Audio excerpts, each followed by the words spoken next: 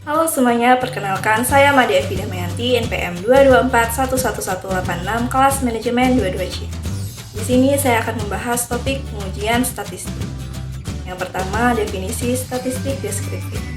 Yogianto 2008 mengemukakan bahwa statistik deskriptif atau deskriptif statistik merupakan statistik yang menggambarkan fenomena atau karakteristik dari data. Karakteristik data yang digambarkan merupakan karakteristik distribusinya. Statistik ini menyediakan nilai frekuensi, mengukur tendensi pusat atau measure of central tendency, dispersi, dan mengukur pengukur bentuk atau measure of shapes.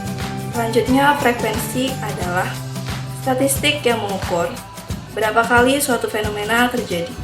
Misalnya, jumlah sampel adalah 100 orang yang terdiri dari 50 orang laki-laki dan 50 orang perempuan. Maka frekuensi untuk laki-laki adalah 50 dan frekuensi untuk perempuan adalah 50. Selanjutnya, pengujian hipotesis. Prosedur pengujian hipotesis menurut Yogianto 2005 antara lain: yang pertama, menyatakan hipotesisnya. Hipotesis dapat dinyatakan dalam bentuk nol atau null hipotesis atau alternatif hipotesis.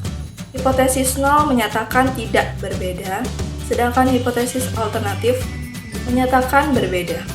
Yang kedua, memilih pengujian statistiknya. Untuk memilih pengujian statistik yang akan digunakan, beberapa pertanyaan berikut ini perlu dijawab. Yang pertama, apakah pengujian parametrik atau pengujian non-parametrik? Yang kedua, apakah pengujian ini beda rata-rata atau pengujian asosiasi atau pengujian pengaruh?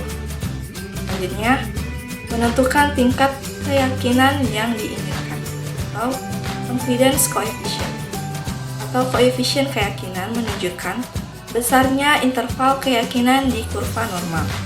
Biasanya tingkat keyakinan yang sering digunakan adalah 90%, 95%, dan 99%. Nilai uji kritis tergantung dari dua hal, yaitu besarnya confidence coefficient dan arah hipotesisnya. Arah dari hipotesis menentukan pengujiannya apakah menggunakan satu sisi atau satu ekor, one tail, atau dua sisi atau dua ekor atau two tail.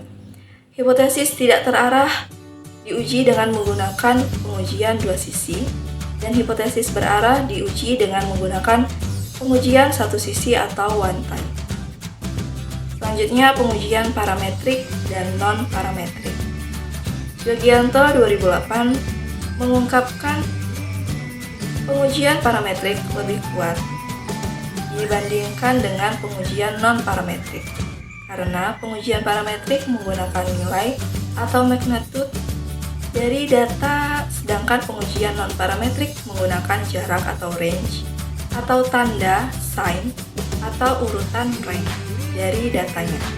Pengujian parametrik harus memenuhi asumsi-asumsi berikut ini. Yang pertama, observasi-observasi harus independen. Yang kedua, observasi-observasi harus diambil dari populasi yang berdistribusi normal dan mempunyai varian yang sama. Selanjutnya, pengujian asosiasi. Pengujian asosiasi merupakan pengujian hubungan antara dua variabel yang saling mempengaruhi. Pengujian ini tidak memperhatikan mana variabel yang menjadi variabel independen dan mana yang menjadi variabel dependen.